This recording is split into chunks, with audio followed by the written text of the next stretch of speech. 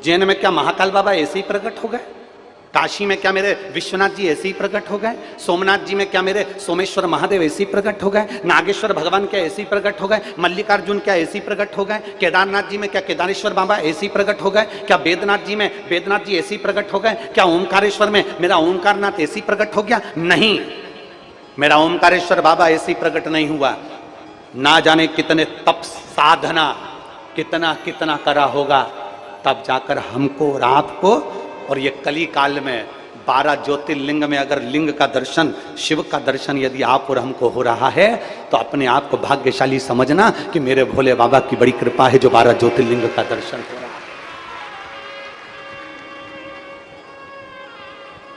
ये हमारा और आपका भाग्य है। एक कथा आती है, ये ओमकारेश्वर की धरा को मानधाता ओमकारेश्वर भी कहते हैं। ओमकारेश्वर वाले जानते होंगे इस बात को। एक पवित्र चरित्र आता है। इच्छावकु वंश में एक राजा हुए जिनका नाम था योगनाश। बड़े प्रतापी थे, बड़े धर्मात्मा थे, भगवान की अविरल भक्ति में डूबने वाले थे, और इनका तपबल बड़ा तीव्र था। पर मेरा जो देवाधिदेव महादेव है ना, वो बड़ी बड़ी विचित्र विचित्र लीला करते हैं। मेरे शंकर बड़ी विचित्र विचित्र लीला करते हैं, बहुत विचित्र लीला।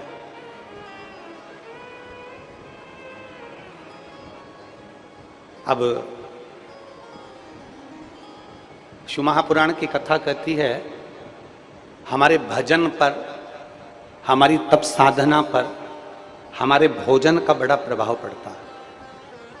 एक लाइन बहुत लोग गुनगुनाते हैं, आज अपन भी गुनगुनाए कि जैसा खाया अन्न, बोलो बोलो जम के बोलो रे निमाड़ वालो, जैसा खाया अन्न वैसा हो गया।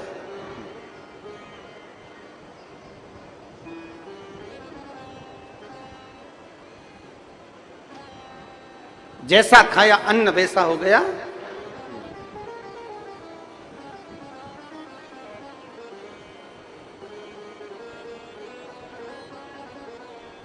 अन्न का प्रभाव।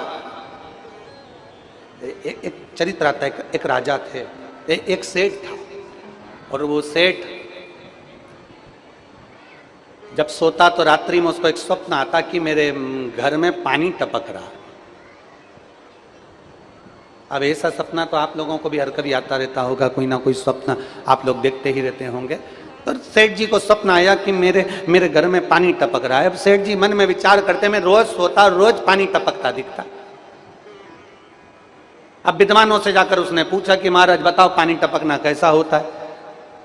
तो महाराज अब विद्वानों ने कह दिया कि पानी टपकना ऐसा होता है वैसा होता है, सब बता दिया विद्वानों ने, जो विद्वान बता सकते थे उन्होंने बताया। अब एक विद्वान ने पूछा कि ये बताओ कि पानी टपकने का सपना क्या रोज आ रहा है, प्रतिदिन? अब सपना भी आता है तो रोज बदल बदल के आए तो चल जाए कि भाई कभी दिन तुमको बिमलाबाई दिख जाए, कभी तुम्हें कमलाबाई दिख जाए, कभी बेरू सिंह दिख जाए, हैं, कभी रामकिशन दिख जाए, कभी अपना परदादा जी दिख जाए, कभी दादाजी दिख जाए, कभी अपना पुराना घर दिख जाए, कभी अपना नया घर दिख जाए, कभी कुछ दिख जाए, कभी कुछ दिख जाए। तो ये सपने आते रहे, चल जाए। कभी सांप दिख गया, कभी बिच्छू दिख गया।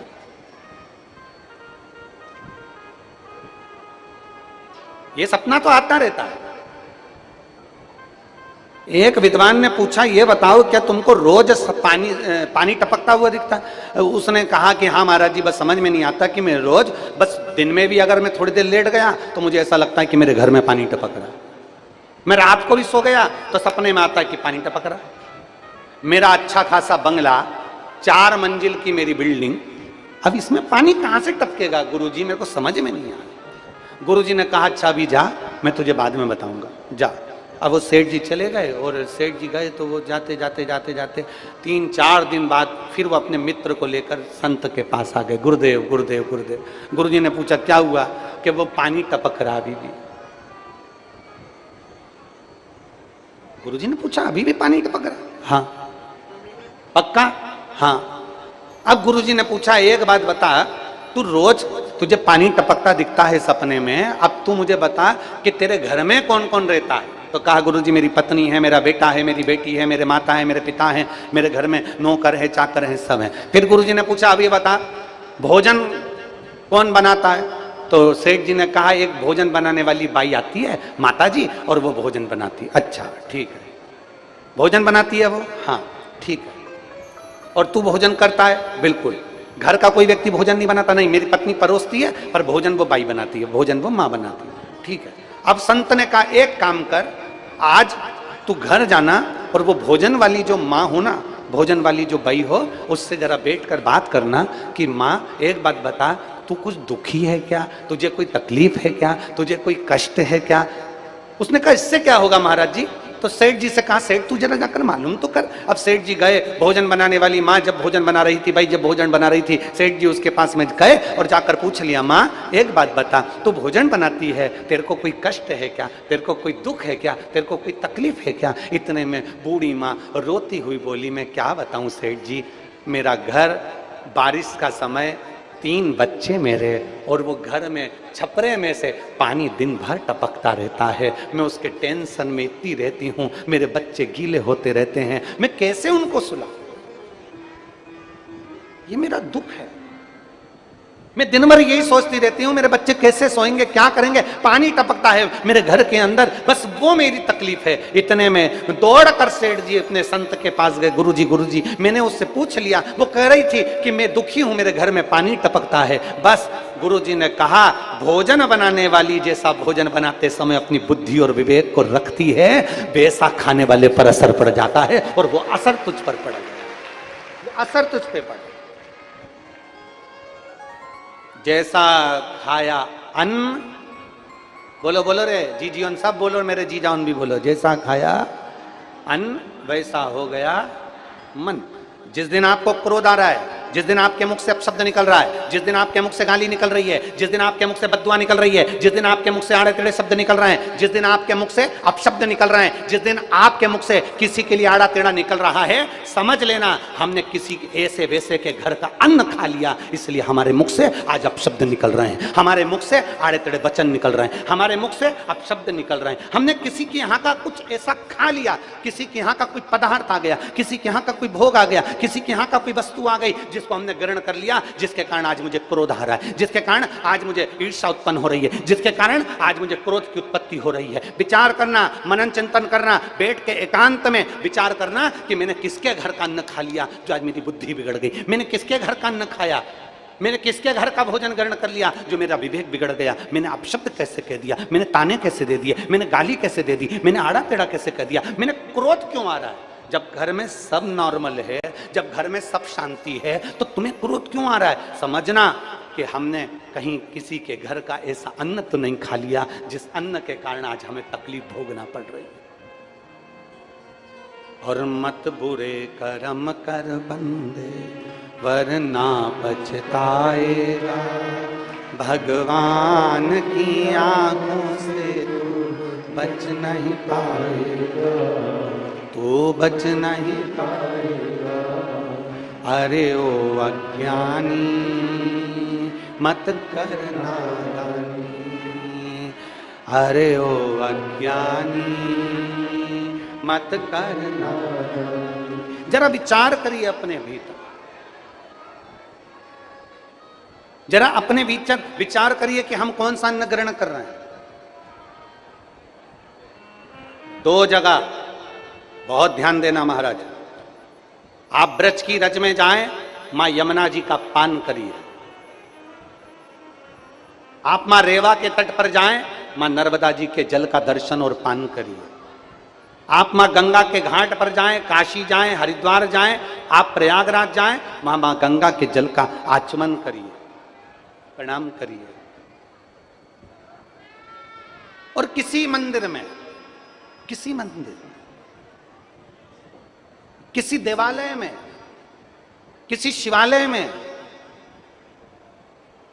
मेरे राम के मंदिर में, मेरे कृष्ण के मंदिर में, मेरे शंकर के मंदिर में, मेरे नारायण के मंदिर में, मेरे गुरुजन के मंदिर में, मेरे दत्त भगवान के मंदिर में, मेरे भगवान के मंदिर में, 33 कोटि देवताओं के मंदिर में, और किसी सतगुरु की शरणागति में, किसी संत की कहीं समाधि स्थल पर, किसी संत के दरवाजे पर, किसी संत के आश्रम पर, किसी संत के द्वार पर अगर पहुंचे तो 2 चीजों का स्मरण करना। एक बार वहां की रज को अपने मस्तक जरूर चढ़ाना, और दूसरी बार वहां अगर पीने के लिए पानी मिल जाए, जल आचमन करने के लिए मिल जाए, तो जल का आचमन जरूर करना। उससे हमारा मन, तन और बुद्धि पवित्र होती चली जाती है।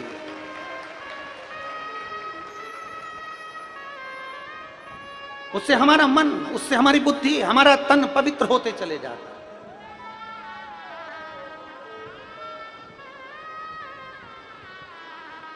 मैं धन्यवाद दूंगा संपूर्ण ओमकारेश्वर के आसपास के सभी ग्रामीण वासियों को। खरगोन, खंडवा, मोरटक्का, चाहे उस पार नर्मदा जी के बसे हुए गांव हों, चाहे इस पार के सारे गांव हों, चाहे वो बूंदी हो, चाहे वो आसपास के सतवास हो, ये हो, सब आसपास के ग्रामीण वासियों को साधुवाद दूंगा कि मां नर्मदा जी के तट पर चल रही इस कथा में ऐसा कोई गांव का व्यक्ति नहीं है जिसने सहयोग नहीं करा। जगह जगह पानी के टैंकर लगा देना, जगह जगह नाद भर कर रख देना, जगह जगह पानी के प्याऊ की व्यवस्था कर देना, जगह जगह पानियों की व्यवस्था कर देना। और ऐसी व्यवस्था का दर्शन कल हमको किसी ने आश्रम पर सीहोर में मैसेज करा, और मैसेज कर कर कहा कि गुरुजी हम इतनी कथाओं में गए, पर ओमकारेश्वर की कथा में जो गांव के लोगों ने पानी की व्यवस्था और अन्य व्यवस्था करी, ऐसी व्यवस्था कहीं नहीं मिल पाई। धन्य है रे मां रेवा के तट पर रहने वाले ओमकारेश्वर के सारे ब्राह्मण, संत, साधु, सन्यासी, तपस्वी, साधक और सारे ग्रामीण वासियों को नमन करता हूं, प्रणाम करता हूं। मैं इस मां नर्मदा के तट पर रहने वाली मेरी जीजियों के चरणों को दंडवत करके प्रणाम करता हूं, नमन करता हूं कि मेरी बहनों ने अपने अपने घर के दरवाजे अपने अपने आए हुए मेहमानों के लिए खोल दिए। एक बार जोरदार ताली बजाओ मेरी इन बहनों के लिए। बहुत साधु, धन्य है आपको, साधुता है आपको। धन्य है ग्रामीणवासी जिन्होंने ट्रैक्टर, ट्राली, टैंकर सब लगा रखे हैं लाइन से लेकर वहां तक। धन्यता। और मिला ये मानव का जो देह मिला है ना, मानव का जो शरीर मिला है ना, ये बड़ी मुश्किल से मिला है, बड़ी मुश्किल। वो कहते हैं ना, अरे मैंने मानव जन्म तुझको हीरा,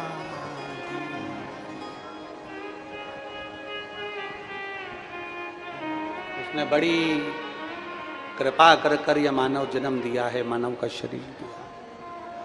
मैंने मानव जन्म तुझको हीरा दिया, तू यूं ही गवाए तो मैं क्या करूं। मैंने मानव जन्म तुझको हीरा दिया, तू यूं ही गवाए तो मैं क्या करूं।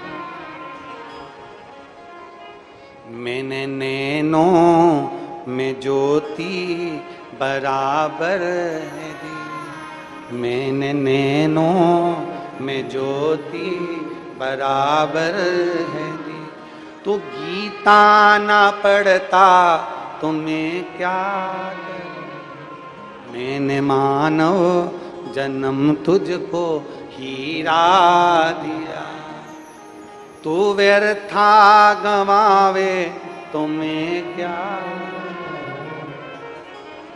मैं क्या कर सकता हूं। मैंने वाणी, मैंने जिभ्या पे वाणी बराबर की दी, मैंने जिभ्या पे वाणी बराबर की दी।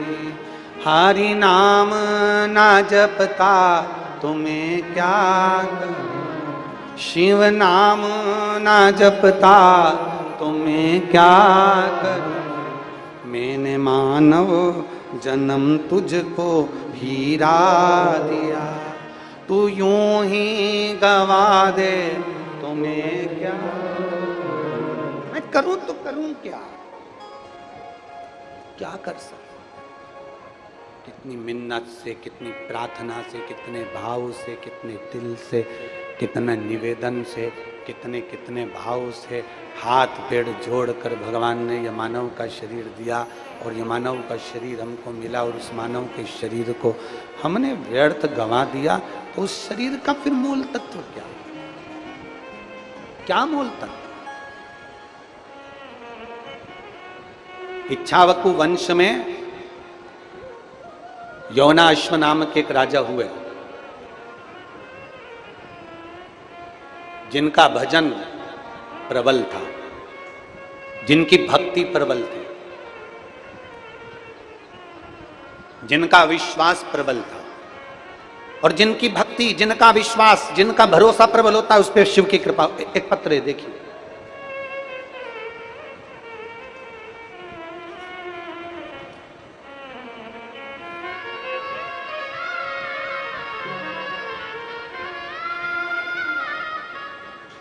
मेरा नाम अनमोल पटेल है, मैं जिला कानपुर की रहने वाली हूँ। कहीं बैठी हैं? मेरा नाम अनमोल पटेल है, मैं जिला कानपुर की रहने वाली हूँ। कहीं बैठी हूँ तो हाथ हिला सकती हूँ। आप ही हैं? ऐसा हाथ हिला दो एक बार। मेरा नाम अनमोल पटेल। अनमोल जी वापिस हाथ हिलाओ एक बार। ठीक है, दिख गए। मेरा नाम अनमोल पटेल है, मैं जिला कानपुर की रहने वाली हूँ। एक लोटे जल का मैं क्या वर्णन करूं। आ जाओ अनमोल जी, आइए। माँ आई है क्या आपके साथ में? हाथ हिलाओ माँ, आप भी आ जाओ, आ जाओ, आ जाओ, दोनों आ जाओ। मेरा नाम अनमोल पटेल है, मैं जिला कानपुर की रहने वाली हूँ। गुरुजी, आप लोग पत्र को एलईडी पर पढ़ सकते हैं, आस्था चैनल पर पत्र को पढ़ सकते हैं। मेरा नाम अनमोल है, अनमोल पटेल, मैं जिला कानपुर की रहने वाली हूँ।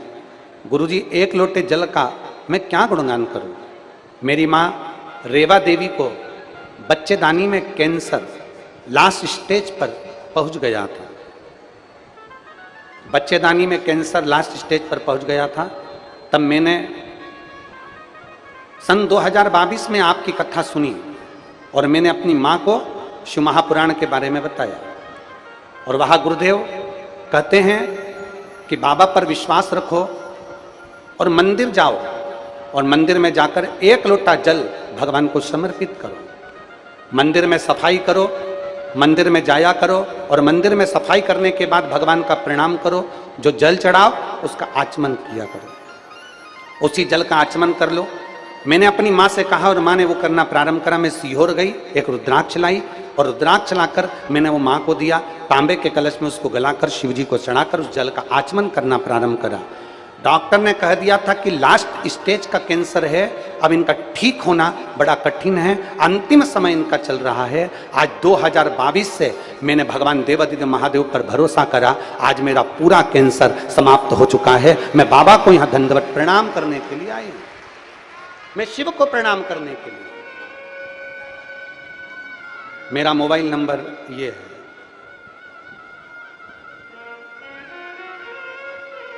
मेरे बाबा ने मेरी लाज रखी, 2022 से आज तक मुझे ठीक रखा है, ये शिव। और तेरी कृपा बिना न हिले एक भी अणु, लेते हैं श्वास तेरी कृपा से तनु तनु। बखान क्या करूं मैं राखों के ढेर का, चपटी भगोत में खजाना कुबेर का। हे गंगधार मुक्तिवार ओंकार तू, भोले ओंकार तू। आयो शरण तिहार शंभु तार तार तू। हम देवादिदेव महादेव को अगर भरोसे के साथ में हम देवादिदेव महादेव को विश्वास के साथ में हम देवादिदेव महादेव को एक भरोसे के साथ एक विश्वास के साथ हम देवादिदेव महादेव को जब रिझाते हैं तो मेरा महादेव सुनता जरूर है। मेरा शिव, मेरा ओघड़दानी, मेरा शंभू सुनता जरूर है।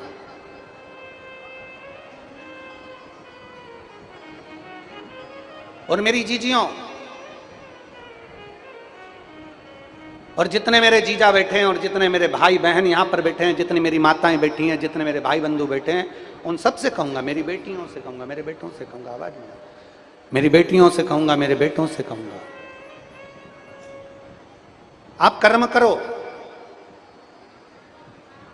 मेहनत में कोई कमी मत आने देना। आपकी मेहनत में अगर कोई कमी नहीं आई तो यह विश्वास मानकर चलना, तुमने जो शंकर जी को एक लोटा जल चढ़ाया है तो भरोसा रखना कि मेरा बाबा तुम्हारी नैया डूबने नहीं देगा, तुम्हें पार जरूर लगाएगा। हाँ, मेहनत ही ना करो। कई कई लोग संसार में ऐसे हैं जो भाग्य के भरोसे बैठे हुए हैं, हमें पंडित जी ने कह दिया, हमें महाराज जी ने कह दिया, हमें गुरु जी ने कह दिया, सब बदलेगा, समय आएगा तब हो जाएगा। कुछ मत करो, घर में बैठे हुए हैं, फालतू के बैठे हुए हैं, कुछ काम ही नहीं कर रहे और कह रहे हैं कि जब समय आएगा सब अच्छा होगा ना। फिर किसी ने पूछा तुम काम पर क्यों नहीं जा रहे, तुम काम क्यों नहीं कर रहे, तुम फॉर्म क्यों नहीं भर रहे, तुम कंपटीशन एग्जाम की तैयारी क्यों नहीं कर रहे, तुम पढ़ाई क्यों नहीं कर रहे, तुम मेहनत क्यों नहीं कर रहे। तो वो कई जीजियों कह देती, मेरी बेटियां कह देती, बेटे कह देते हैं, हम तो एग्जाम दे दे के थक गए, अब नहीं दूंगी मैं तो, हम तो एग्जाम दे देकर थक गए, अब मैं एग्जाम नहीं दूंगा, हम तो मेहनत कर करके थक गए, अब मेहनत नहीं करूंगा, अब नहीं करूंगा। जो लोग कहते हैं ना कि हम फॉर्म भर भर के थक गए, हम मेहनत कर करके थक गए, हम परीक्षा दे दे कर थक गए, हम प्रयास कर करके थक गए, अब नहीं करेंगे, उनके लिए कथा आती है कि एक व्यक्ति रोड के किनारे पे से जा रहा था और रोड के किनारे पर हाथी बंधे थे, और हाथी भी बंधे थे तो वो रस्सी से बंधे थे। थोड़ा ध्यान देना, हाथी कैसे बंधे हैं, जम के तो बोलो, रस्सी से। अब व्यक्ति के दिमाग में आया इतना बड़ा हाथी और रस्सी से बंधा है, अगर हाथी को बांधना था तो चेन से बांधना था, हाथी को बांधना था तो लोहे की जंजीर से बांधना था, हाथी बंधा वो भी रस्सी से। गजब के लोग हैं। व्यक्ति को बेचैनी होने लगी, आखिर हाथी और रस्सी से बंधा, हाथी और रस्सी से बंधा हुआ है, बड़ी बेचैनी, बड़ी बेचैनी।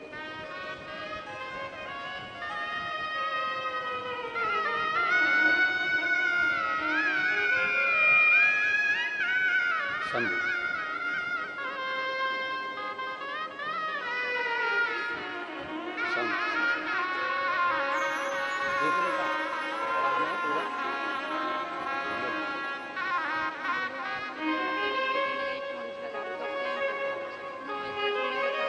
अब ठीक है। माँ कह रही हैं हम मंदिर जाते हैं, 2022 से कैंसर लास्ट स्टेज का था और डॉक्टर ने कह दिया था कि कुछ महीने की हूं, और 22 से मंदिर जा रही हूं और झाड़ू पोछा कर रही हूं, आज मैं पूर्ण तरह से स्वस्थ।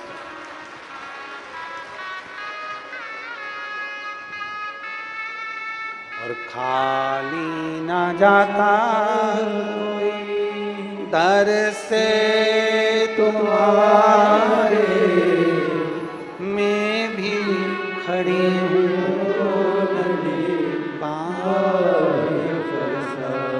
एक पत्र कल आया था, उस पत्र में एक बहन ने लिखा था कि मेरे बच्चे को एक ऐसी बीमारी हो गई जिस बीमारी का इलाज ना विदेश में है ना देश में।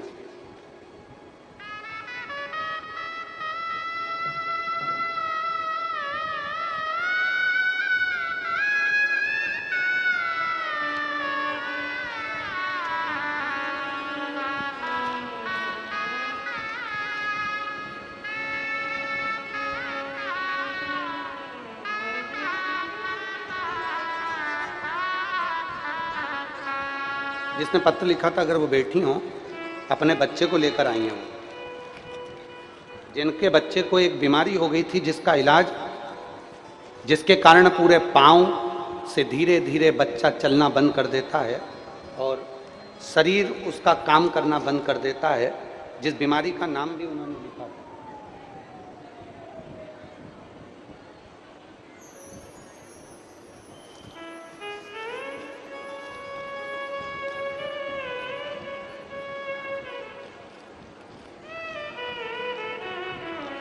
बैठी हैं कहीं, उत्तर प्रदेश से कोई आई थी, अगर बैठी हो जिनके बच्चे को एक ऐसी, वो बीमारी का नाम हमारे स्मरण में नहीं आ रहा है, परंतु उन्होंने पत्र में लिखा था, कहीं बैठी हो तो हाथ हिला सकती हैं, अपने बच्चे को भी लेकर आई हैं।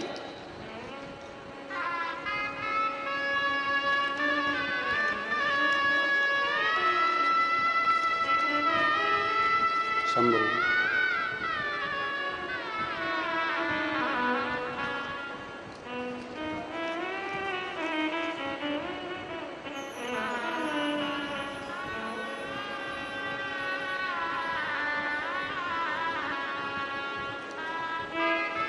शंभो शरण मानो दुख काटो दया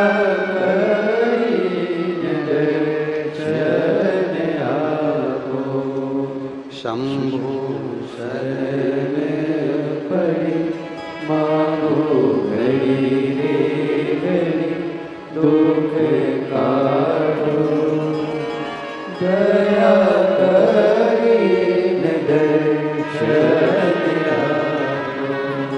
शिव कथा कह रही है, वो पत्र ढूंढना पड़ेगा, बहुत सारे शिव कथा कह रही है, भगवान शंकर का संवाद है।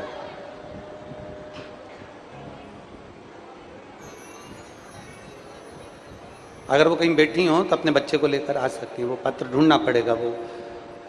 तो उन्होंने पत्र में लिखा कि उस बीमारी का इलाज कहीं नहीं, उसमें धीरे धीरे पांव काम करना बंद करते हैं, शरीर काम करना बंद करता है और बाद में वो पांव और शरीर पूरा काम करना बंद कर देता है और मेरी बेटी ने, मेरे बच्चे ने चलना बंद कर दिया।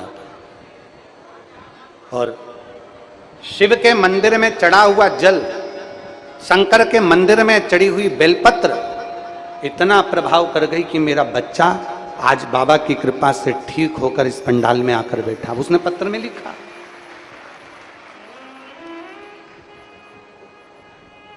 कहीं बैठे हो तो हाथ जरूर हिलाइएगा। ये शिव कृपा से, ये शंकर की, यहां कोई नहीं है। और महापुराण की कथा फिर कहती है, दुनिया के लोगों पर भरोसा करोगे तो एक दिन वो भरोसा टूट जाएगा, पर मेरे महादेव पर भरोसा करोगे तो कभी जिंदगी में नहीं टूटेगा। वो भरोसा टूट ही नहीं सकता।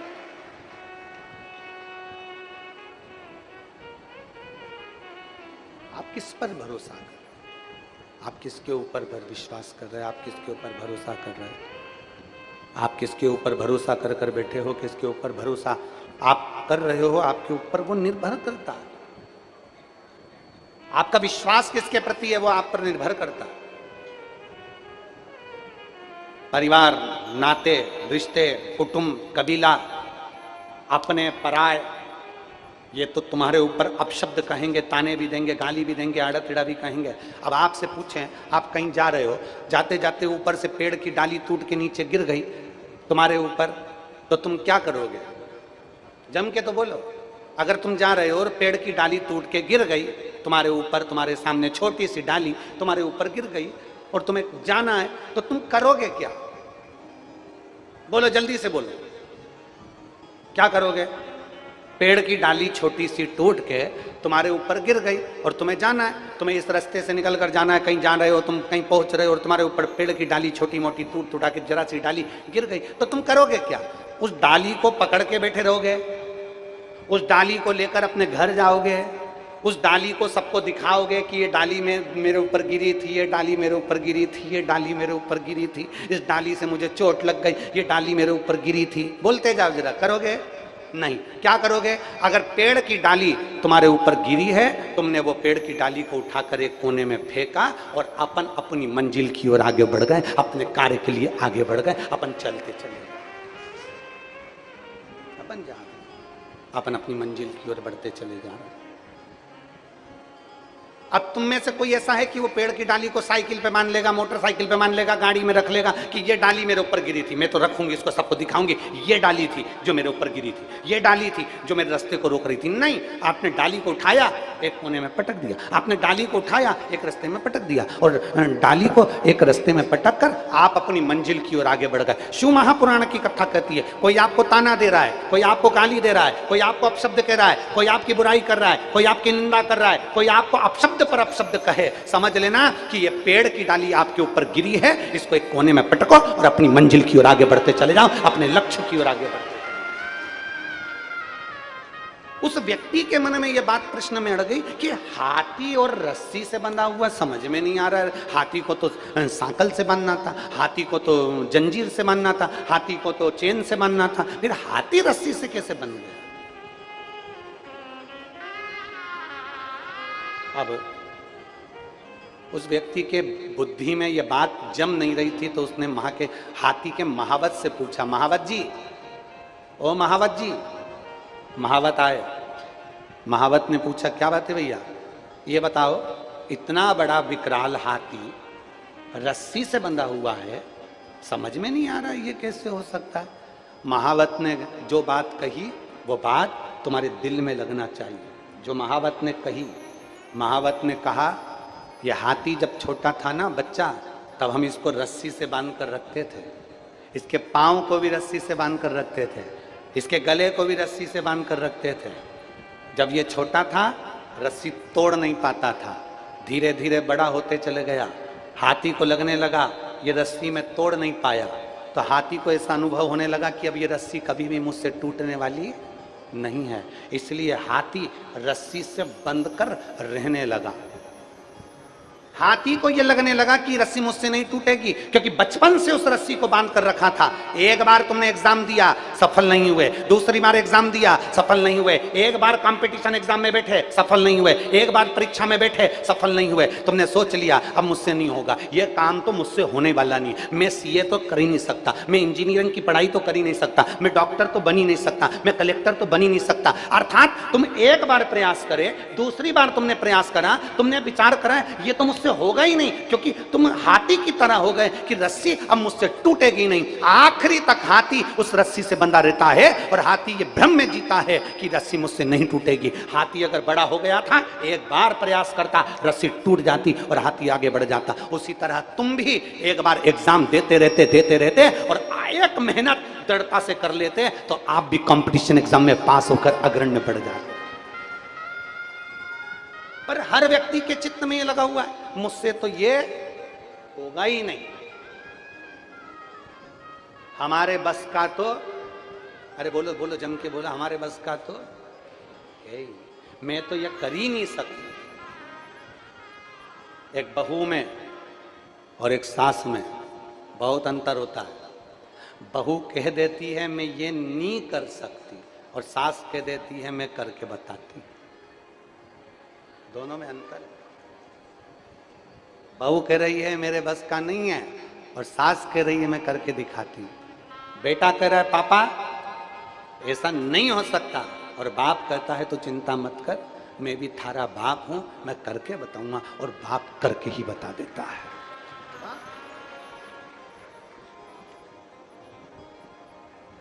हम भ्रम में जी रहे हैं। एक बार मेहनत, एक पत्र है देखिए,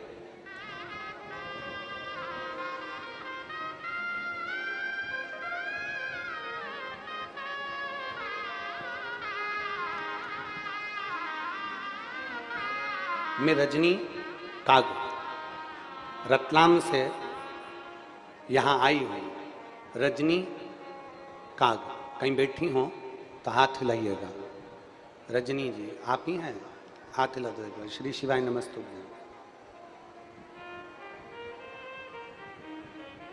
आ जाओ, एक बेलपत्र ले जाना, आ जाइए। मैं रजनी काग रतलाम से आई हूँ। पत्र को आप लोग एलईडी पर पढ़ेंगे, आस्था चैनल पर पढ़ेंगे। मैं रजनी काग रतलाम से आपके प्रवचन की कथा सुनने के लिए आई हूँ। जिस प्रकार गूंगा मिठाई के स्वाद का वर्णन नहीं कर सकता, केवल स्वयं महसूस करता है, वैसे ही शिव जी की महिमा का मैंने अंतर मन से महसूस किया है और इसका श्रेय बाबा भोलेनाथ को देती हूँ। गुरुजी, मेरी शादी को 2 साल हो चुके थे किंतु संतान नहीं हुई थी। मैंने डॉक्टर से चेकअप करवाया था। बच्चेदानी में गठान होने के कारण डॉक्टर ने मुझे साफ शब्दों में कह दिया था कि आप कभी मां नहीं बन सकती। मैंने भोलेनाथ पर विश्वास करा। रतलाम के पास बिलपाक गांव में विरूपाक्ष महादेव के मंदिर में मैंने बाबा देवादिदेव महादेव की खूब अर्चना करा। बाबा से विनती करी और बाबा से निवेदन कर कर शंकर जी की आराधना करी, जल चढ़ाया, शिव की आराधना करी, बेलपत्र का प्रयोग करा, आंकड़े की जड़ प्रयोग करा। गर्भ ठहर गया और डॉक्टर ने कह दिया कि तुम्हारे गर्भ में बच्चा नहीं है, 1 किलो की गठान है। अब फिर जब 1 किलो की गठान, अब करे तो करे क्या, मैं बाबा का क्या वर्णन करूं गुरुदेव। बाबा की ऐसी कृपा हुई कि समय के अनुसार गर्भ में जो बच्चा था उसने जन्म लिया और जन्म लेने के बाद जब पठान की सोनोग्राफी दूसरी बार 6 महीने के पश्चात बच्चे के जन्म के बाद जब दूसरी बार सोनोग्राफी कराई गई तो जो 1 किलो की गठान थी वो भी पूरी गल चुकी थी। मैं बाबा को यहां धन्यवाद देने के लिए, मैं शिव को धन्यवाद देने के लिए। अब ये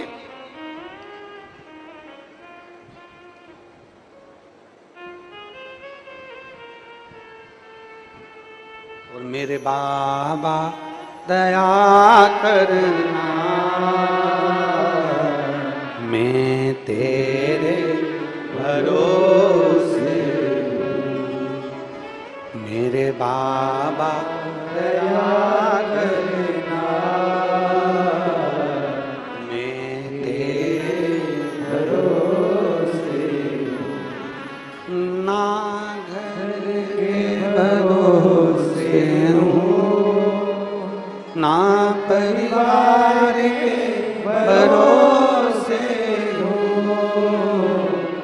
ना घर के भरोसे हूँ, ना परिवार के भरोसे हो। मेरे बाबा दया करना, मैं तेरे भरोसे हूँ। भोले बाबा दया करना, मैं तेरे भरोसे हूँ। शिव के आश्रित हो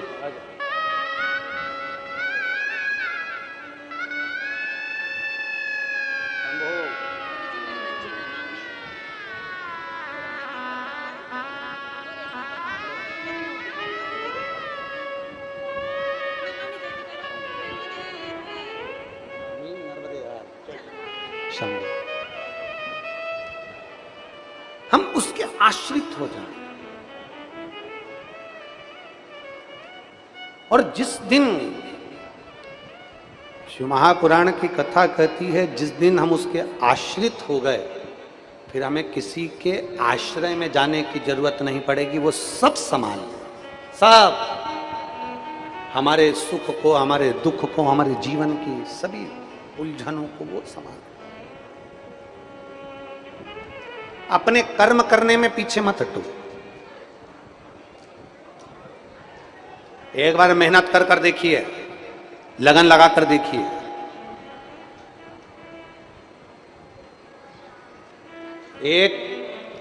इसमें लिखा है 1 किलो की गठान गर्भ में थी। विश्वास करिए, डॉक्टर शंकर का एक रूप होता है, डॉक्टर शिव का एक रूप है। और शिव महापुराण की कथा कहती है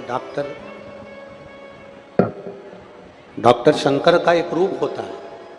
शिव महापुराण की कथा कहती है डॉक्टर का इलाज भी चलने दो, क्योंकि वो शंकर का एक प्रतिबिंब है, शंकर का एक रूप है।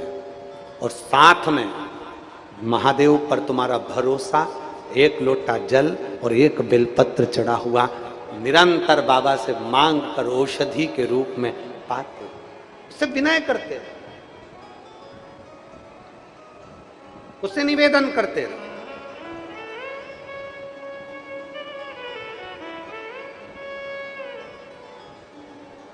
और जब आप उससे निवेदन करेंगे, प्रार्थना करेंगे, और बहुत ध्यान देना इस प्रसंग पर कि यहां शास्त्र कह रहा है, यहां यौवनाश्व की कथा कर रही है। राजा यौवनाश्व शंकर जी पर इतना भरोसा करते थे, इतना विश्वास करते थे, शिव जी पर इतनी दृढ़ता थी उनकी, पर एक कमी थी यौवनाश्व के यहाँ, उसकी आंख में एक बार आंसू आ गए, और आंसू आए तो उसकी पत्नी ने पूछ लिया, रानी ने पूछ लिया यौवनाश्व से कि तुम्हारी आंख में जल।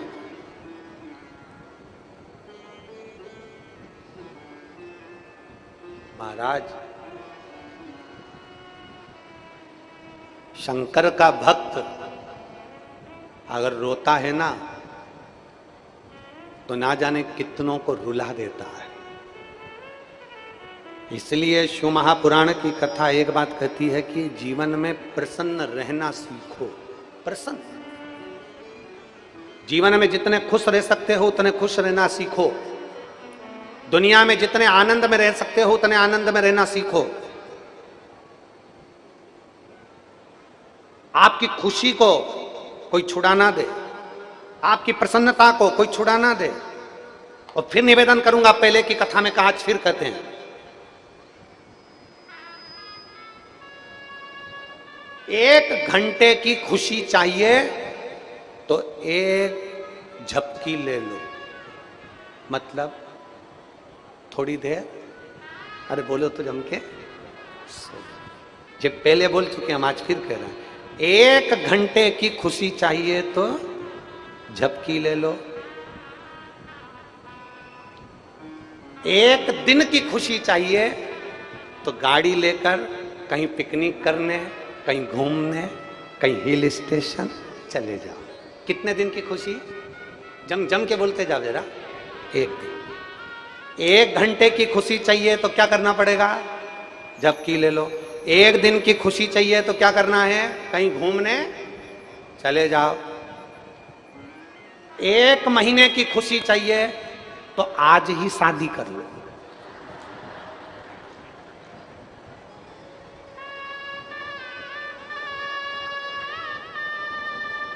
कितने महीने की?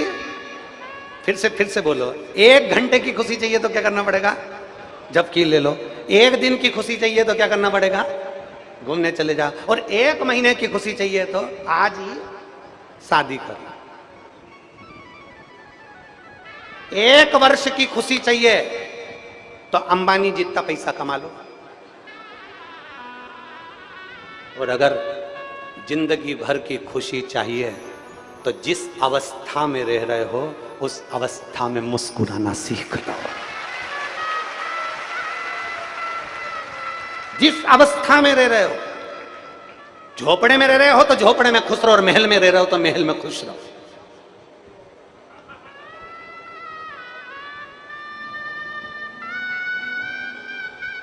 जिस स्थान पर जैसा समय मिल जाए, जैसी घड़ी, जैसा पल मिल जाए, वैसे रहना खुश। और खुशी अगर सीखना है तो नर्मदा जी के तट पर रहने वाले एक एक झोपड़े में रहने वाले व्यक्ति से सीखो कि नर्मदा जी जब उछाल पर आती है, घरों में पानी भरा जाता है तो भी उसके चेहरे की स्माइल कम नहीं होती। और माँ जब चली जाती है अपनी खेती में फिर लग जाता है, स्माइल खत्म नहीं होती।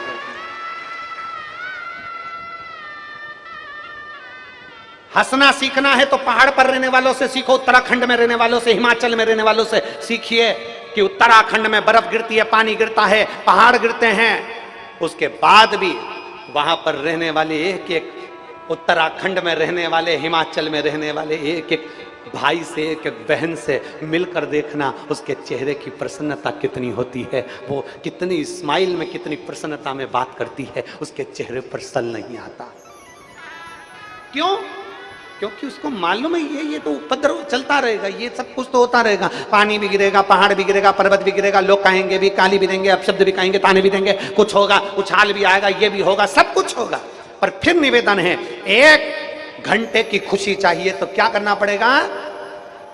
जम के बोलो जरा, एक झपकी ले लो। 1 दिन की खुशी चाहिए तो घूमने चले जाओ। 1 महीने की खुशी चाहिए, क्या कर लो? शादी। 1 महीने की खुशी होती है शादी में। शादी का 1 महीना पति बोलता, पत्नी सुनती। शादी का दूसरा महीना पत्नी बोलती, पति सुनता। शादी के बाकी के महीने पति पत्नी दोनों बोलते, पूरा मोहल्ला सुनता। खुशी चाहिए, 1 घंटे की खुशी चाहिए, सो लो। 1 दिन की खुशी चाहिए, घूमने चले जाओ। 1 महीने की खुशी चाहिए, शादी कर लो। 1 वर्ष की खुशी चाहिए तो अंबानी जितना पैसा कमा लो। और जिंदगी भर की खुशी चाहिए तो सुख में रहो चाहे दुख में रखो। जाई विधि राखे राम, ताई विधि रहिए। जिस हालात में रह रहे हो उसमें प्रसन्न रहिए, जिस हालात में।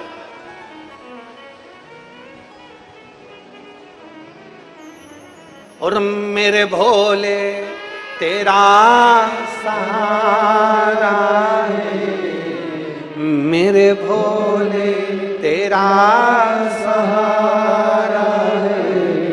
मेरी नैया का तो किनारा है, मेरी नैया का तो किनारा है। मेरे बाबा तुझे पुकारा है, मेरे बाबा तुझे पुकारा है।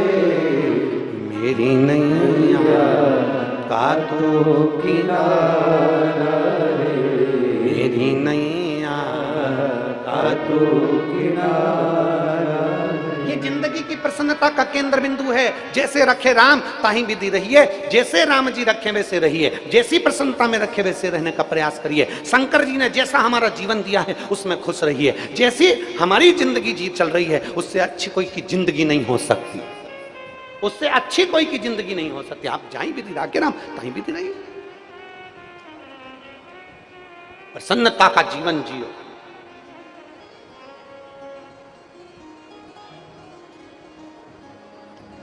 कौन दुखी नहीं संसार में? अरे बोलो तो जम के, ऐसा कोई बता दो जिसको दुख नहीं है। और जिसकी जिंदगी में दुख आया शंकर भगवान ने उसका दुख टाला। मेरे भगवान कृष्ण ने शंकर की आराधना करी है, शिव की आराधना करी है।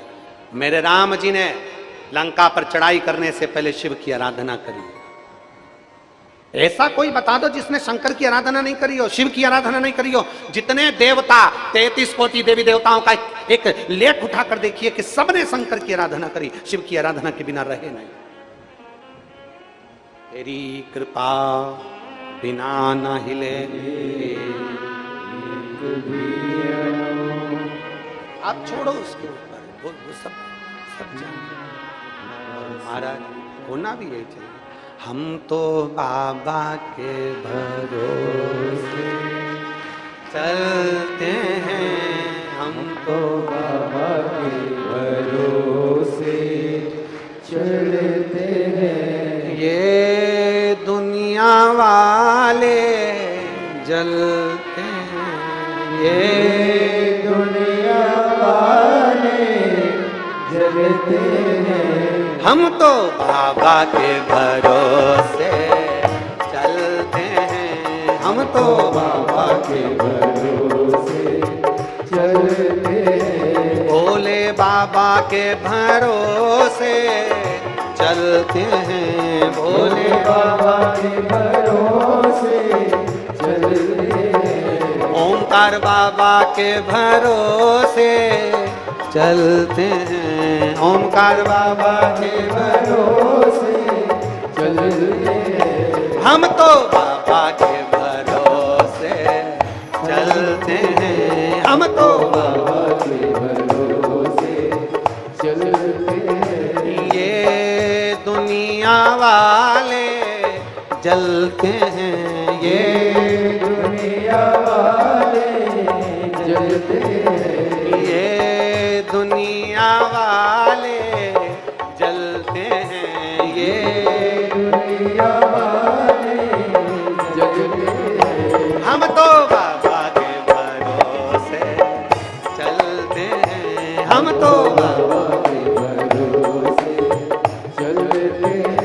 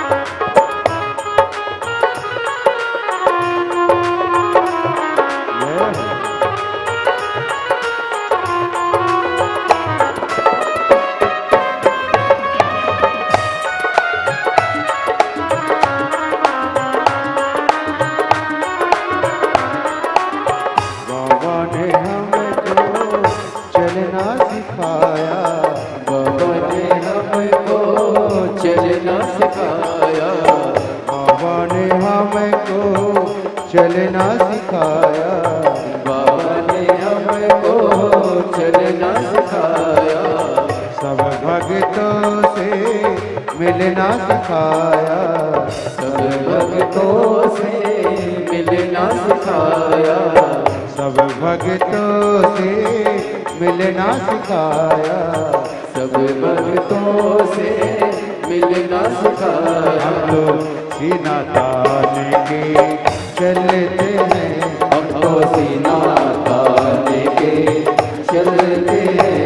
ये दुनिया वाले जलते हैं, ये दुनिया वाले जलते हैं। हम तो बाबा के भरोसे चलते हैं, हम तो बाबा के भरोसे चलते हैं।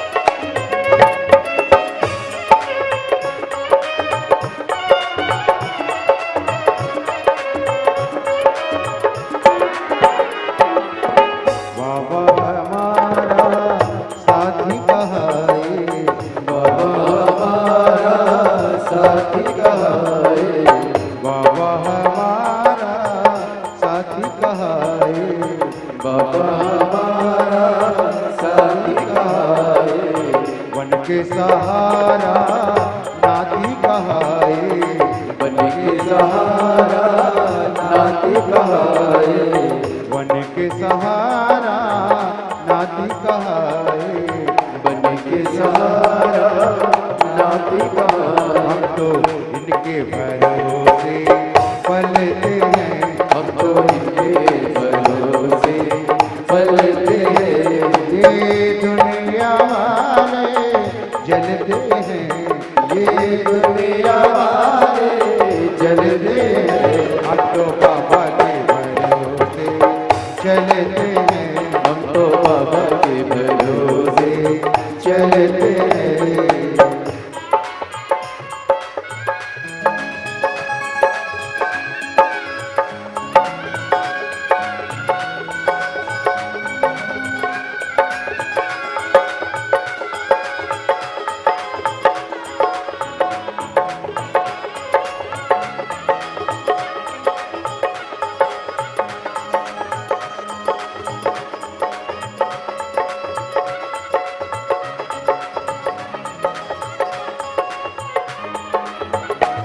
भाव से दोनों हाथों से ताली से बजाते हैं। जितने पेड़ के नीचे बैठे हैं वो भी दोनों हाथों से बड़े भाव के साथ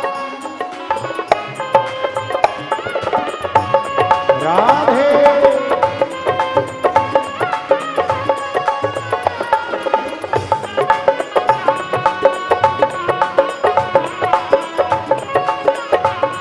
हरि बोल।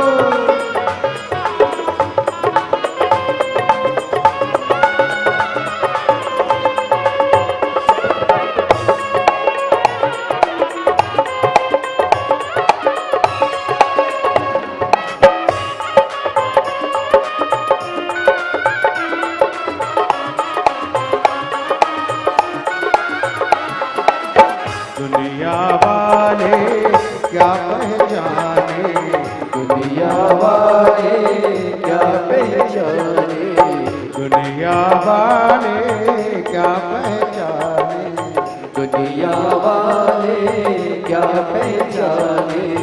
भोले हमारे दिल की जाने, भोले हमारे दिल की जाने, भोले हमारे दिल की जाने, भोले हमारे दिल की जाने। इनके नाम से संकट टलते हैं, इनके नाम से संकट टलते हैं।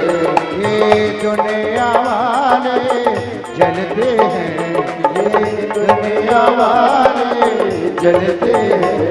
हम तो बाबा के भरोसे चलते हैं, हम तो बाबा के भरोसे चलते हैं। भोले बाबा के भरोसे चलते हैं, भोले बाबा के भरोसे चलते हैं। हम तो बाबा के भरोसे चलते हैं, हम तो बाबा के भरोसे चलते हैं, हम तो बाबा के भरोसे चलते हैं, हम तो बाबा के भरोसे चलते हैं। भोले बाबा के भरोसे चलते हैं, भोले बाबा के भरोसे शंभू बाबा के भरोसे चलते हैं, हम तो बाबा के भरोसे चलते हैं। मेरे बाबा के भरोसे चलते हैं, मेरे बाबा के भरोसे चलते हैं।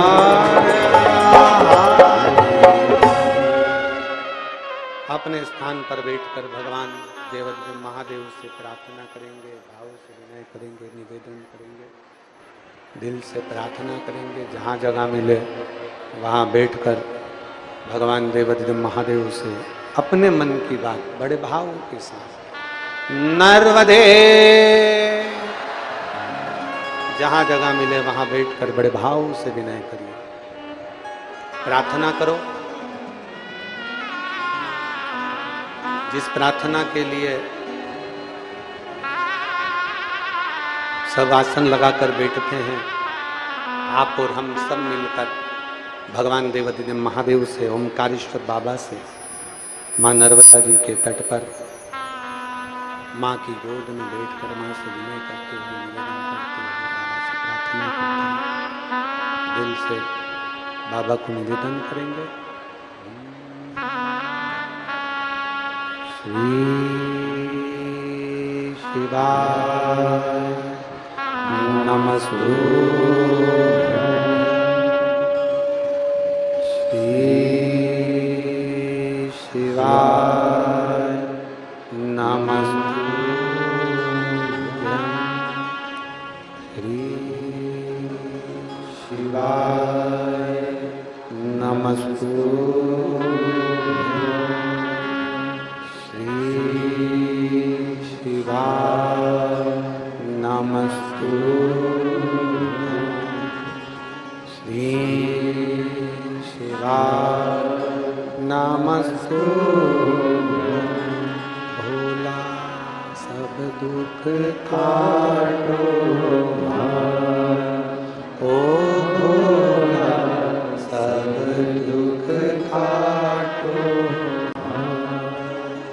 शिव शंकर जपो तेरी माला, भोले बाबा जपो तेरी माला, भोला सब दुख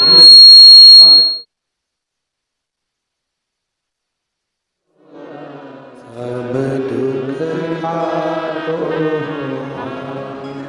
वेश है मंगल मंगलकारी, वेश है मंगल मंगलकारी।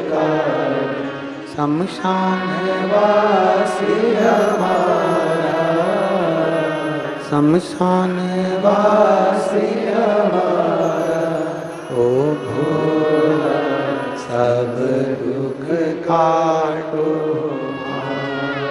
ओ भोला सब दुख काटो। भगवान देवाधिदेव महादेव त्रिकालदर्शी कैलाश निवासी भगवान शिव, जो संपूर्ण विश्व का कल्याण करने वाले हैं, ऐसे मेरे देवाधिदेव महादेव से विनय कथा कर रही है। शिव महापुराण की कथा वर्णन करती है, यौवना अश्व राजा बड़े धार्मिक और भगवान शिव के प्रति जागरूक, परंतु एक दुख, उनकी आंखों में आंसू आ गए और उनकी धर्मपत्नी ने पूछ लिया कि तुम रो रहे? शंकर का भक्त रोए ये अच्छी बात नहीं है।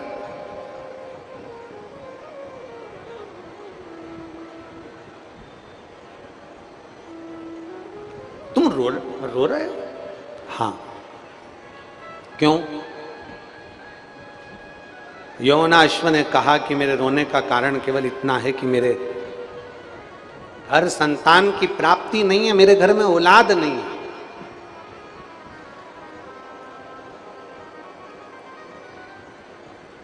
मेरे घर संतान नहीं है, मेरे घर औलाद नहीं है। और फिर निवेदन करेंगे, तुम रूका जी का नाम लेकर, तुम रूकेश्वर महादेव का नाम स्मरण कर कर सफेद आंकड़े की जड़ देवाधिदेव महादेव पर से घुमाकर कमर में नारी अगर बांधती है, थोड़ा समय लग सकता है। फाइल अगर मोटी है तो थोड़ा दुख काटने में समय लग सकता है, पर मेरा महादेव किसी की गोद खाली नहीं रख सकता, संतान जरूर देगा, औलाद जरूर देगा। मेरा महादेव खाली नहीं रख सकता। और जो निवेदन, जो प्रार्थना हम करते हैं, वो निवेदन, वो प्रार्थना आप भी रोज करा करो। हे भोलेनाथ, किसी स्त्री की, किसी नारी की गोद खाली ना रहे और किसी पुरुष की जेब खाली ना रहे, भरे रहे। स्त्री की गोद खाली रहती है तो उसको बहुत सुनना पड़ता है, बहुत झेलना पड़ता है, बहुत बहुत सुनना पड़ता है। और पुरुष की जेब खाली रहती है तो उसको भी बहुत सुनना पड़ता है। लोग ठुकरा देते हैं, ताने देते हैं, अपशब्द कहते हैं, गालियां देते हैं, आड़े टेढ़े शब्दों का संबोधन करते हैं, ताने देते हैं, अपशब्द कहते हैं, गालियां देते हैं, आड़ा टेढ़ा कहते हैं। अरे जिसके पास धन नहीं होता उससे पूछो।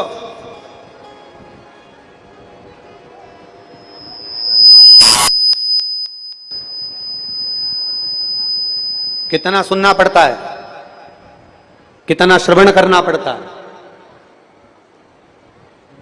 कोई नहीं गिनता, कोई। और फिर निवेदन है इस पवित्र भूमि से, इस मां नर्मदा के तट से, ओमकारेश्वर बाबा की भूमि से फिर निवेदन है, बाबा से ऐसा प्रणाम कर कर जाना। शिव महा, भले आप ओमकारेश्वर के रहने वाले हो, भले आप आसपास के रहने वाले हो, भले 50 किलोमीटर, 60 किलोमीटर, 100 किलोमीटर, 70 किलोमीटर दूरी से आए हो, भले आसपास के रहने वाले हो, 50 बार ओमकारेश्वर आते होगे, 1000 बार ओमकारेश्वर आते होगे, 1000 बार मां नर्मदा जी का स्नान करने आते होगे, पर 1000 बार आप ओमकारेश्वर आए होगे और मां नर्मदा की स्नान करने के लिए, प्रणाम करने के लिए आए होगे, पर शिव महापुराण की कथा में बैठे हो तो बाबा से अपने दिल की बात जरूर कहकर जाना, मेरा ओमकार बाबा सुनेगा जरूर और झोली भरेगा जरूर। विनय कर कर जाओ, बिना विनय के एक पत्र है।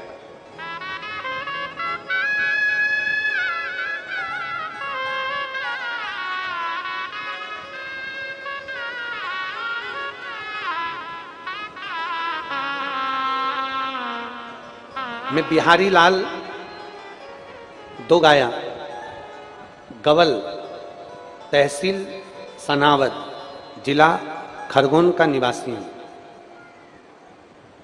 बिहारी लाल दोगाया, गवल, तहसील सनावद, जिला खरगोन का निवासी हूं। कहीं बैठे हो तो हाथ हिलाइए, कहीं बैठे हैं हाथ हिलाइए एक बार। एलईडी पर दिखाओ, टीवी पर दिख नहीं रहे हैं क्या? थोड़ा सा सामने आओ। हाँ दिख गए, दिख गए। आ जाइए, आ जाओ, एक बेलपत्र ले जाना दादा, आ जाओ। मैं बिहारी लाल दोगाया, गवल, तहसील सनावर, जिला खरगोन का निवासी हूं।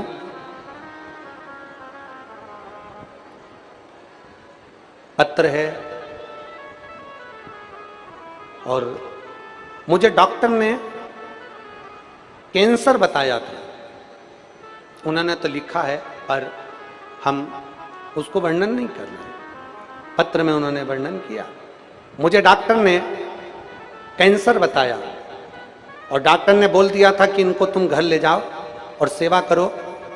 इनका कैंसर लास्ट स्टेज का है, रह नहीं सकते, जितना बन सकता है उतनी सेवा करिए।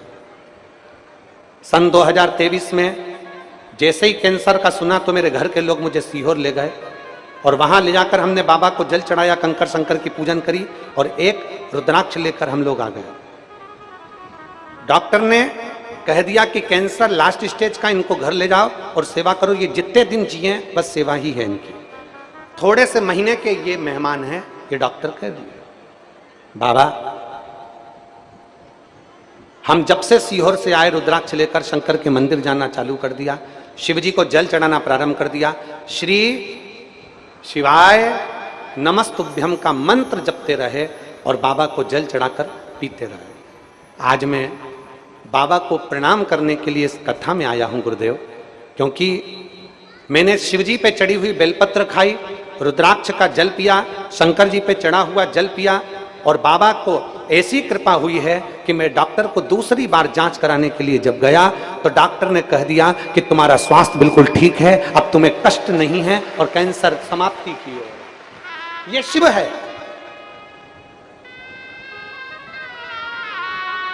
ये ओघड़दानी है गुरुदेव।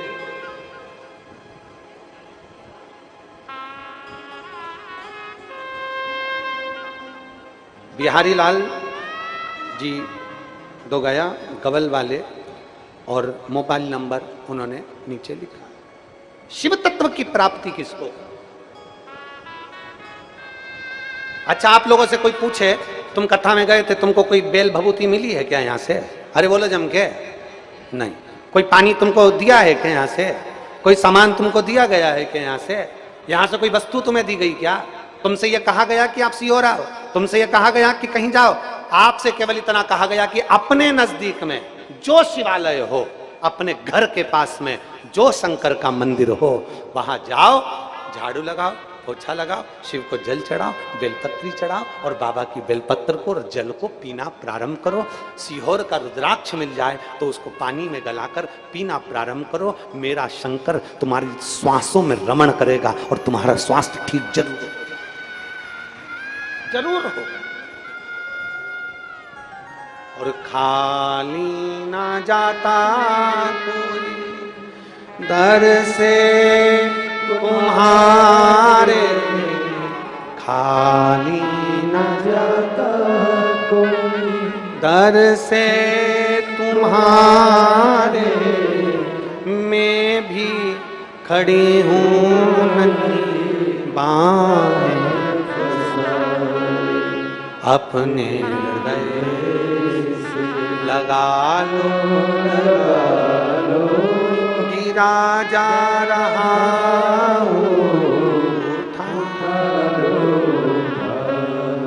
आप दिल से निवेदन तो करो, आप दिल से प्रार्थना तो करो।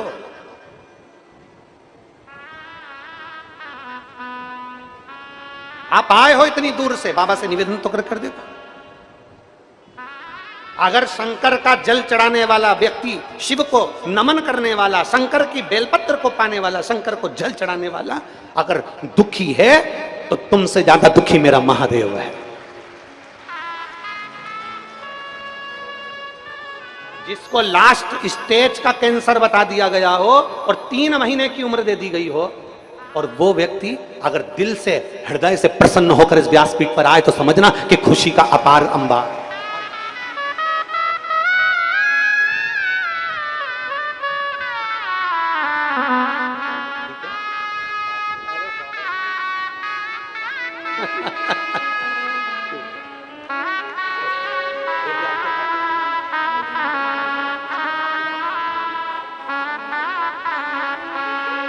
और रिश्ता तेरा मेरा सबसे प्यारा, रिश्ता तेरा मेरा सबसे प्यारा, मैं मेरा बाबा, मैं हूँ तेरा लाला, मैं हूँ तेरा लाला, तू मेरा बाबा, मैं हूँ तेरा लाला, मैं हूँ तेरा लाला, तू मेरा बाबा, मैं हूँ तेरा लाला, मैं हूँ तेरा लाला। शिव ने एक लोटा जल से दुनिया के लोगों को प्रसन्नता दी है। और आज सबसे बड़ी तकलीफ का विषय तो यही है ना कि दुनिया की जो लोग सोच कर बैठे थे हम ये कर लेंगे, हम वो कर लेंगे, मेरे बाबा ने एक लोटा जल से सारी समस्या का हल कर दिया। इसलिए दुनिया के लोग ताने दिए बिगड़ रहते हैं। आज लोग अपशब्द कहते हैं, ताना देते हैं, सुपुराण को अपशब्द कहते हैं। कई लोग कहते हैं ये तो टोना है, ये टोटका है। भले तुम टोना का हो चाहे टोटका करो, पर ऐसे व्यक्ति के चेहरे पर अगर स्माइल आ जाए तो वो टोना टोटका भी श्रेष्ठ है। वो टोना टोटका भी श्रेष्ठ है। 20 साल में अगर गर्भ से बच्चा हो जाए तो वो टोना टोटका भी श्रेष्ठ है। 15-15, 19-19 साल बाद अगर औलाद हो जाए तो वो टोना टोटका भी श्रेष्ठ है। 10-10 साल का कैंसर भी अगर ठीक हो जाए, लीवर किडनी भी ठीक हो जाए तो वो टोटका भी श्रेष्ठ है। भले तुम अपशब्द कहो, ताना देते रहो, गाली देते रहो। आग लगे बस्ती में, मस्ती में क्या किसको रोई है, चादर तान के सोई है। शिव की भक्ति साधारण नहीं हो सकती। और कोई आए और पूछे शंकर की भक्ति किसको कहते हैं, किसी को बुलाने के लिए कोई बस नहीं भेजी गई, किसी को बुलाने के लिए गाड़ी नहीं भेजी गई, कोई पत्र नहीं भेजा गया। एक बार जरा जाकर रोड का नजारा देखिए, मोरटक्का रोड का।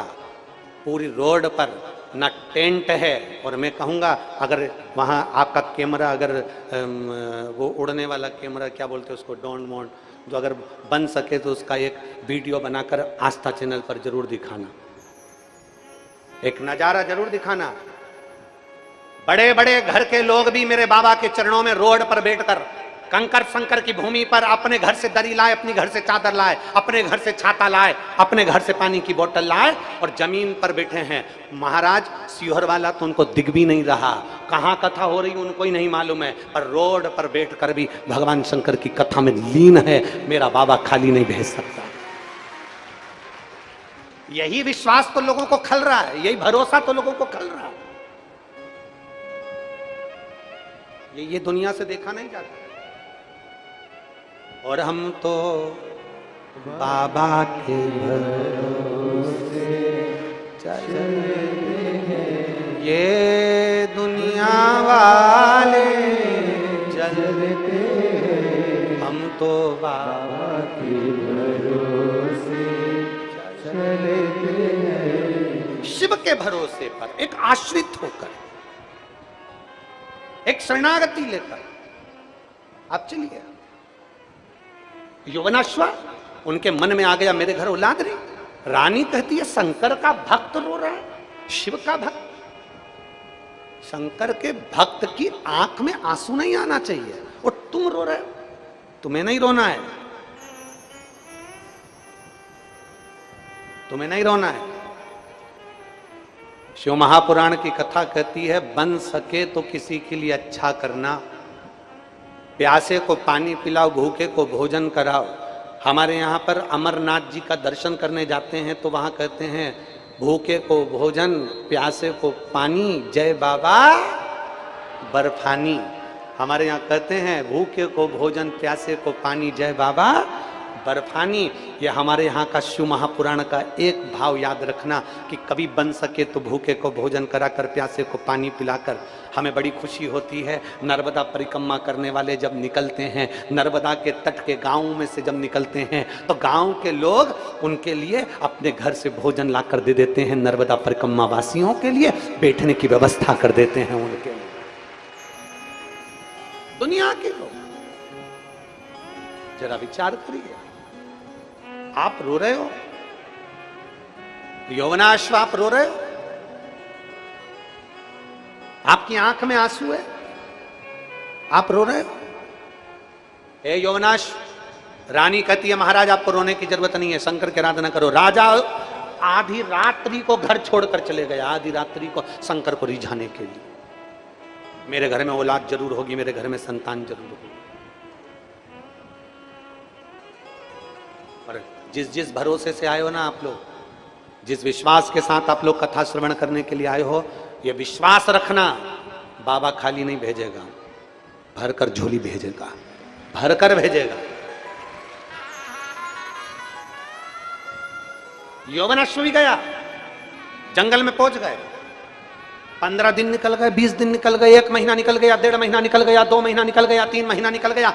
पर मचासीन हो चुके हैं। आप सबकी तरफ से व्यासपीठ को नमन करते हुए, हम सबके प्रिय, हम सबके लाडले ठाकुर कल्लू जी महाराज के चरणों में नमन करते हुए, परम सत्य परम आदरणीय विश्वविख्यात पूज्य गुरुदेव के पावन चरणों को नमन करते हुए, और आप सभी शिव भक्तों के चरणों में नमन करते हुए सुंदर आज कथा के तीसरे दिवस में हम सभी प्रवेश करेंगे। उससे पहले जिन दानदाताओं ने, जिन भामाशाओं ने मंदिर, गौशाला, वृद्धाश्रम, अन्य क्षेत्र बाबा कुमरेश्वर धाम में तू अपनी स्वराशि प्रदान करी, उन सभी पवनसारी पुण्यसारी दानदाताओं के नाम सरोज अनिल कुमार जी, कानपुर उत्तर प्रदेश से 1100 रुपए की स्वराशि आपने बाबा कुमरेश्वर धाम में तू समृद्ध की बहुत बहुत बधाई। गुप्त दान में 1100 रुपए नवीन विजय जी की तरफ से जयपुर राजस्थान से 3100 रुपए की स्वराशि आपने समृद्ध की। सारिका जी राय की तरफ से रुपए गुप्त दान में 1100 रुपए। छाया दूत जी की तरफ से जलगांव मराठी से 500 रुपए की स्वराशि आपने समृद्ध की। बाबूराव जी, राजा राम जी काले की तरफ से मराठी तो 500 रुपए। राधा जी चौकसा की तरफ से 500 रुपए गुप्त दान में। इटारसी मध्य प्रदेश से 1000 रुपए। निर्मला जी गर्ग की तरफ से 21,000 रुपए की स्वराशि देकर आजीवन भोजन पटार ग्रहण करी। सुनहरे अक्षरों में अपना नामांकित कराया, बहुत बहुत बधाई। सुंदर विचार आपके 1400 से आपने समर्पित की। गुप्तदान में 14,500 रुपए सुमित नारायण जी ओझा की तरफ से, कोरबा छत्तीसगढ़ 14,551 रुपए की सौर से आपने समर्पित की। हेमा कबर जी राठौड़ की तरफ से जयपुर राजस्थान से 3,201 रुपए की सौर से आपने समर्पित की। सीता देवी जी की तरफ से 14,500 रुपए, सरोज जी गुप्ता प्रयागराज उत्तर प्रदेश से 500 रुपए, बिनुपुर साथ जगन्नाथ जी की तरफ से, ठाणे महाराष्ट्र से 500 रुपए, अशोक कुमार जी कबल की तरफ से, भिलाई छत्तीसगढ़ से 500 रुपए, भोजपाल जी गौतम की तरफ से, दुर्ग छत्तीसगढ़ से 1,000 रुपए, जगदीश चंद जी बंसल की तरफ से 14,500 रुपए, लव कुमार जी गर्ग की तरफ से पंजाब से 14,100 रुपए, गुप्तदान में 14,500 रुपए, बेगा जी चौपकर की तरफ से हीरापुर से 14,500 रुपए की चौरसी आपने समर्पित की। पार्थ विजय कुमार जी सोमानी की तरफ से जलगांव महाराष्ट्र से 14,500 रुपए, सुरभीत यादव छिंदवाड़ा मध्य प्रदेश से 14,500 रुपए, अंजू देवी जी की तरफ से चंडीगढ़ पंजाब से 14,500 रुपए, गुप्तदान में 14,500 रुपए, राकेश जी अवस्थी की तरफ से जबलपुर मध्य प्रदेश से 1,101 रुपए की चौरसी आपने समर्पित की। सुभाष बाबा की तरफ से जम्मू एंड कश्मीर से 11,101 रुपए, कुसुम लता जी उपाध्याय की तरफ से बिहार से 14,500 रुपए की चौरसी आपने समर्पित की। बहुत बहुत बधाई। नानू राम जी जंगल की तरफ से राजस्थान मध्य प्रदेश से 14,500 रुपए, सिकराज जी माधवनी की तरफ से भोपाल मध्य प्रदेश से 1,001 रुपए की चौरसी आपने समर्पित की।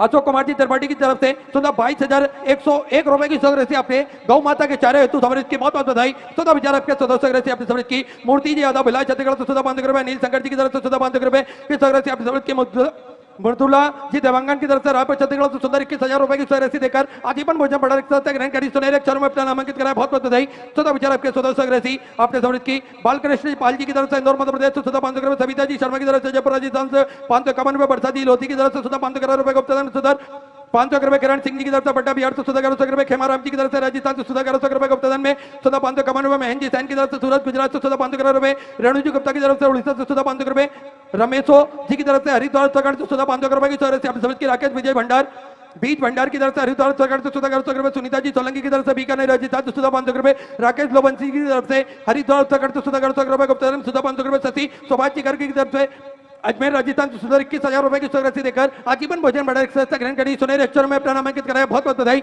14 विचार आपके 1400 आपने समर्पित की। तनुजा राजीव जी की तरफ से बिहार से 21,000 रुपए, लीलाबाई जी द्विवेदी की तरफ से रतलाम मध्य प्रदेश से 21,000 रुपए की चौरसी देकर आजीवन भोजन बड़ा रिक्शा ग्रहण करी। सुनहरे अक्षरों में अपना नामांकित कराया। बहुत बहुत बधाई। 14 विचार आपके 1400 आपने समर्पित की। रंजनी जी शर्मा की तरफ से 14,500 रुपए, नील गिरिराज जी तिवारी की तरफ से झारखंड से 14,500 रुपए, नील कुमार जी देवांगन की तरफ से रायपुर छत्तीसगढ़ से 14,500 रुपए, राजेश ज्योति जी झा की तरफ से दिल्ली से 14,100 रुपए, विजय लक्ष्मी जी शर्मा की तरफ से जम्मू एंड कश्मीर से 14,500 रुपए, गुप्तदान में सुधर 1,100 रुपए की चौरसी आपने समर्पित की। मंदाकिनी जी पांडे की तरफ से कटनी मध्य प्रदेश से 14,500 रुपए, अनिल जी गर्ग की तरफ से इंदौर मध्य प्रदेश से 500 रुपए, अनिल मंजू जी गुप्ता की तरफ से 14,500 रुपए, उषा विश्वकर्मा बिलासपुर छत्तीसगढ़ से 14,100 रुपए, अमित कुमार जी शर्मा की तरफ से कोलकाता पश्चिम बंगाल से 14,500 रुपए, सालनी वैभव जी की तरफ से पुणे मराठी से 1100 रुपए, अरुण राम प्रसाद जी की तरफ से लातूर मराठी से 14,100 रुपए, अश्वनी जी दीपक जी की तरफ से धुले मराठी से 14,500 रुपए, सानवी राजी की तरफ से इंदौर मध्य प्रदेश से 500 रुपए, गुप्तदान में धुले मराठी से 500 रुपए, मयंक सिंह जी की तरफ से आगरा उत्तर प्रदेश से 500 रुपए, उर्मिला जी द्विवेदी की तरफ से उन्नाव उत्तर प्रदेश से 500 रुपए, जयंती जी गुप्ता की तरफ से गोरखपुर उत्तर प्रदेश से 500 रुपए, गुप्तदान में गोरखपुर उत्तर प्रदेश से 500 रुपए, रुचि जी शर्मा छपरा बिहार से 14,500 रुपए की चौरसी आपने समर्पित की। कुमारी भाई जी ठाकुर की तरफ से बिहार से 14,100 रुपए, मुकेश भाई जी की तरफ से 14,100 रुपए, मनीष यादव रतलाम मध्य प्रदेश से 1,001 रुपए की चौरसी आपने समर्पित की। विजय लक्ष्मी जी कनेकर की तरफ से कानपुर उत्तर प्रदेश से 14,500 रुपए, सोनू क्षमा सिंह जी की तरफ से पुणे मराठी से 500 रुपए, विजय कांति जी छपरे की तरफ से कानपुर उत्तर प्रदेश से 500 रुपए की चौरसी आपने समर्पित की। विजय कुमार जी सेवाता उत्तर प्रदेश से 1,001 रुपए, रुक्मणी दिनेश कुमार जी शर्मा की तरफ से 1,100 रुपए, सिवाय जी सोंतिया की तरफ से जबलपुर मध्य प्रदेश से 1,100 रुपए की चौरसी आपने समर्पित की।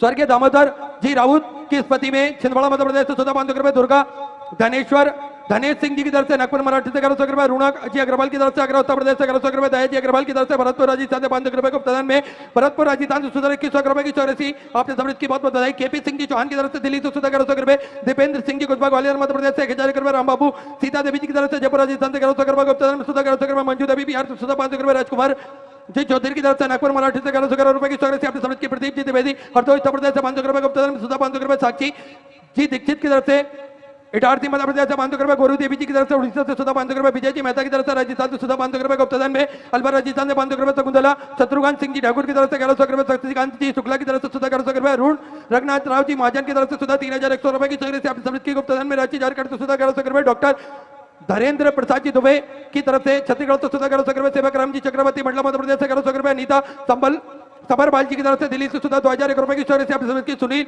नरूला जी की तरफ से दिल्ली से 2,001 रुपए, मालती देवी जी की तरफ से बरेली उत्तर प्रदेश से 500 रुपए, हर्षल जी मराठे की तरफ से रायपुर छत्तीसगढ़ से 500 रुपए, कृपा शंकर जी रघुवंशी की तरफ से कृपा संकट जी सूर्यवंशी की तरफ से छत्तीसगढ़ से सुधा 1100 रुपए, सुशीला देवी जी दिल्ली से सुंदर 1100 रुपए की चौरे से आप की, सोमू जी की तरफ से बिहार से सुधा 500 रुपए, संध्या जी चौधरी दिल्ली से सुंदर 1101 रुपए की चौरे से आप की, विजय कुमार सिंह जी की तरफ से दिल्ली से सुंदर 551 रुपए की चौरे से आप की, सतीश जी एक बार जैन मध्य प्रदेश से सुधा 500 रुपए, बलीराम जी कपट की तरफ से कोरबा छत्तीसगढ़ से सुधा 551 रुपए, आलोक जी खवाती की तरफ से गुजरात से सुधा 500 रुपए की चौरे से आपने समर्पित की। गुप्तदान में केसला मध्य प्रदेश से 1111 रुपए की चौरासी आपने समर्पित की। श्यामाजी जसपाल की तरफ से सुधा 500 रुपए, निर्मला सिंह जी की तरफ से मुंबई से सुधा 500 रुपए गुप्तदान में, हरिद्वार उत्तराखंड से सुधा 500 रुपए, ज्योतिका हरिदास जी चौधरी की तरफ से जलगांव मराठी तो सुधा 500 रुपए, राजेश जी साहू की तरफ से बिलासपुर छत्तीसगढ़ से सुधा 551 रुपए, दीपक जी खंडेलवाल इंदौर मध्य प्रदेश से 500 रुपए, मंटू नेहा जी सोनकर की तरफ से जबलपुर मध्य प्रदेश से 1100 रुपए गुप्तदान सुधा 500 रुपए, खूबचंद जी साहू महासमुंद छत्तीसगढ़ से सुधा 500 रुपए की चौरासी आपने समर्पित की। किशोर जी भमकर की तरफ से गुजरात से सुधा 500 रुपए, सन्नी जी यादव गुड़गांव हरियाणा सुधा 500 रुपए, सविता आशा जी उइके की तरफ से छत्तीसगढ़ से सुधा 500 रुपए गुप्तदान सुधा 500 रुपए, शिव कुमार जी परिवार की तरफ से ऋषिकेश उत्तराखंड से सुधा 500 रुपए, रमेश कुमार जी की तरफ से 2001 रुपए गुप्तदान सुधा 500 रुपए, सुमन जी शर्मा की तरफ से रायपुर छत्तीसगढ़ से सुधा 551 रुपए, पद्मा जी शर्मा की तरफ से दिल्ली से सुधा 500 रुपए गुप्तदान सुधा 1100 रुपए, लक्ष्मी पुष्पराज जी भिलाई छत्तीसगढ़ से सुधा 2500 रुपए की चोरी से आपने समृद्ध की। निकेता जी मीना की तरफ से इंदौर मध्य प्रदेश से 500 रुपए, जैसी पंत की तरफ से उत्तराखंड से सुधा 1100 रुपए, अनिता रानी जी की तरफ से दिल्ली से सुधा 1100 रुपए की चोरी से आपने समृद्ध की। नीलम जी द्विवेदी की तरफ से उत्तर प्रदेश से सुधा 500 रुपए, कोमल जी सैनी की तरफ से सुधा 500 रुपए गुप्तदान में, मुंबई से सुधा 1100 रुपए, स्वाति जी साहू उड़ीसा से सुधा अपने 500 रुपए की चौरे से आपने समृद्ध की। दर्शन जी सोलंकी की तरफ से 500 रुपए की चौरे से आपने समृद्ध की। रविंद्र सिंह जी राजपूत की तरफ से राजगढ़ मध्य प्रदेश से सुधा 500 रुपए, मंगल दिलीप जी कुलकर्णी मराठा तो सुधा 500 रुपए की चौरे से आपने समृद्ध की। राहुल रामचंद्र जी वैश्य की तरफ से मुंबई से सुधा 1100 रुपए, सावित्री देवी जी की तरफ से भिंड मध्य प्रदेश से 1100 रुपए गुप्तदान में सुधा 500 रुपए, सविता जी शुक्ला छत्तीसगढ़ से सुधा 500 रुपए की चौरे से आपने समृद्ध की। आरती जी की तरफ से 1000 रुपए, पिरमिड अरुण जी घाड़गे की तरफ से नासिक मराठी से 500 करोड़ रुपए की चौरे से आपने समझ की। भोपाल सिंह जी की तरफ से नांदेड़ मराठी तो सुधा 500 रुपए गुप्तदान सुधा 1100 रुपए, जसवंत बजरंग प्रसाद जी चौरसी की तरफ से मराठी तो सुधा 1100 रुपए, मोहित कुमार जी राकेश कुमार जी गुप्ता अलीगढ़ उत्तर प्रदेश से 500 रुपए गुप्तदान सुधा 10,001 रुपए की चौरे से आपने बाबा खबरेश दामद समृद्ध की बहुत बहुत बधाई। सुधा विचार आपके सुधा चौरे से आपने समृद्ध की। प्रहलाद बिट्टल राव जी पटेल की तरफ से जलगांव मराठी तो सुधा 500 रुपए, ममता जी साहू लखनऊ उत्तर प्रदेश से 500 रुपए, राधिका जी यादव की तरफ से 1100 रुपए, सीता जी साहू की तरफ से उड़ीसा से सुधा 500 रुपए, भोली बाई हरी राम प्रसाद हरी राम जी प्रजापति की तरफ से रतलाम मध्य प्रदेश से 5001 रुपए की चौरासी अपने बाबा कमरेश्वर दामद समृद्ध की बहुत बहुत बधाई। सुधा विचार आपके सुधा चौरासी आपने समृद्ध की। रितु जी गुप्ता की तरफ से दिल्ली से सुधा 1100 रुपए, विनोद जी सक्सेना की तरफ से 1100 रुपए, दर्शन सिंह जी की तरफ से दिल्ली से सुधा 500 रुपए की चौरे से आपने समृद्ध की। रोहित जी बारक की तरफ से हरियाणा से सुधा 500 रुपए, प्रभु सुंदरलाल जी लड्डा की तरफ से 1100 रुपए की चौरे से आपने समृद्ध की। सभी दानदाताओं को मैं हृदय की अनंत गहराई से नमन करता हूँ, दंडवत करता हूँ, प्रणाम करता हूँ। सुंदर स्वागत से आपने समृद्ध की। जो भक्त अपनी स्वागत मंदिर गौशाला वृद्धाश्रम अन्य क्षेत्र बाबा कमरेश्वर धाम में जो समृद्ध कहना चाहते हैं वे टीवी स्क्रीन पर श्री विठलेश सेवा समिति के 2 account number axis bank account central bank of India का चल रहा है। दोनों में से किसी में भी अपनी स्वराशि आप जमा कर अपना नाम व्हाट्सएप पर भेज सकते हैं। और जो भक्त या ओमकारेश्वर की पावन धरा पर अपनी स्वराशि समर्पित करना चाहते हैं वे कथा पंडाल के ठीक सामने श्री विठलेश सेवा समिति का जो दान कार्यालय लगा हुआ है उस कार्यालय में अपनी स्वराशि जमा कर अपने नाम की रसीद प्राप्त कर सकते हैं। आइए सीधे व्यासपीठ की शरण में चलते हैं। पूज्य गुरुदेव के सानिध्य में सुंदर हम सभी आज तीसरा दिवस की कथा श्रवण करेंगे। जय जय श्री राधे, हर हर महादेव, श्री शिवाय नमस्तुभ्यं।